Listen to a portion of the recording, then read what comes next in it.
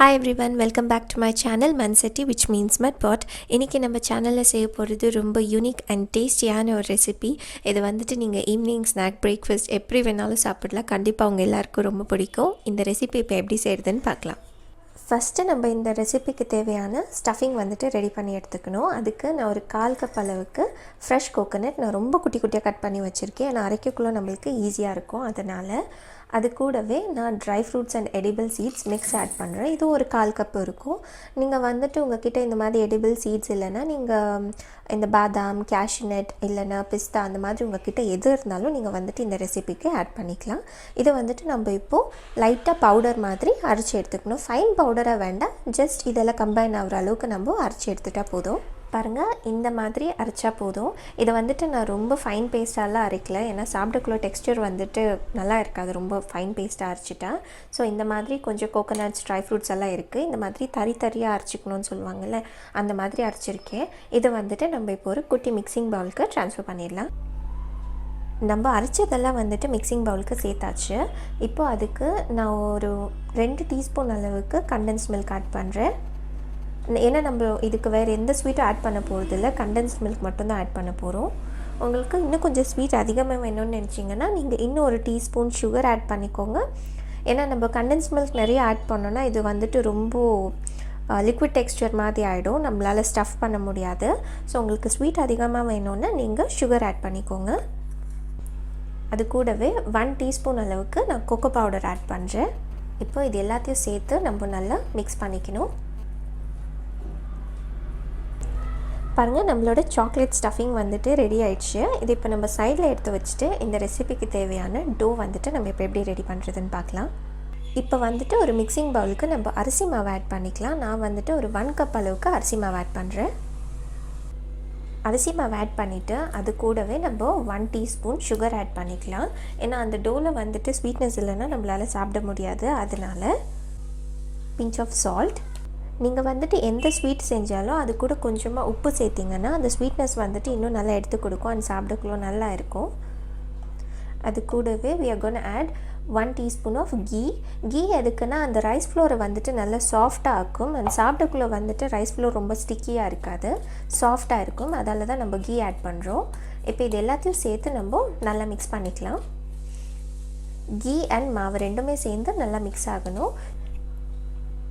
Key and rise flower வந்துட்டு போட்டு நல்லா மிக்ஸ் பண்ணியாச்சு. இப்போது இந்த மாவு மிக்ஸ் பண்ண மாவு இருக்குது இல்லையா, இதில் வந்துட்டு நான் கொஞ்சமாக இன்னொரு பவுலில் எடுத்து வச்சிடுறேன். ஒரு 1/4 கப் அளவுக்கு நம்ம செப்பரேட்டாக எடுத்து வச்சிடலாம்.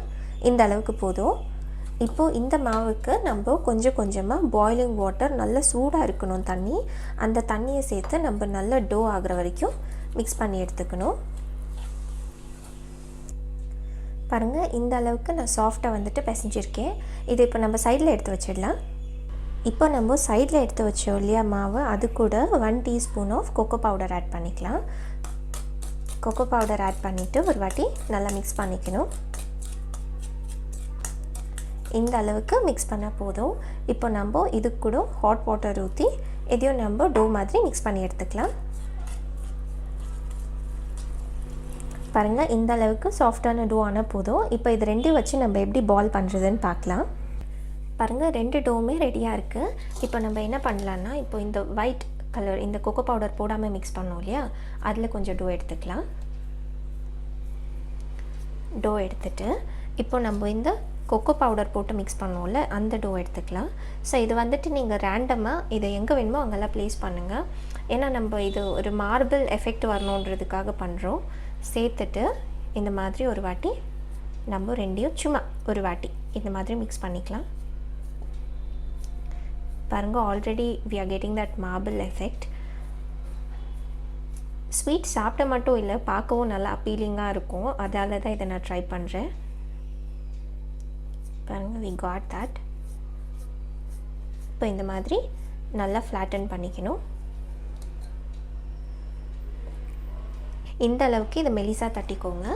இப்போ நம்ம ரெடி பண்ணி வச்ச ஸ்டஃபிங் வந்துட்டு இதில் ஆட் பண்ணிடலாம். இந்த மாதிரி ஆட் பண்ணிவிட்டு நம்ம இப்போ இது ஒரு பால் மாதிரி நம்ம செஞ்சு எடுத்துக்கணும்.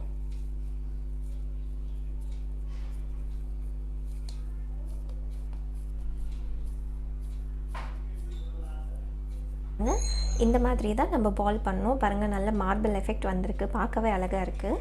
ஸோ இதை வந்துட்டு நம்ம இப்போ ஒரு குட்டி பவுலில் வச்சிடலாம். நான் சின்ன ஸ்டீல் கப்புக்கு ஃபுல்லாக கீ தடவி வச்சுருக்கேன். ஸோ அதில் வந்துட்டு நம்ம இந்த பால் இந்த மாதிரி வச்சிடலாம். மிச்சம் இருக்க மாவு எல்லாமே நம்ம இந்த மாதிரி குட்டி குட்டி பால்ஸாக செஞ்சு எடுத்துக்கலாம். இப்போது நம்ம ரெடி பண்ணி வச்ச மார்பிள் சாக்லேட் பால்ஸ் எல்லாம் வந்துட்டு நம்ம இந்த மாதிரி ஸ்டீமரில் வச்சிடலாம்.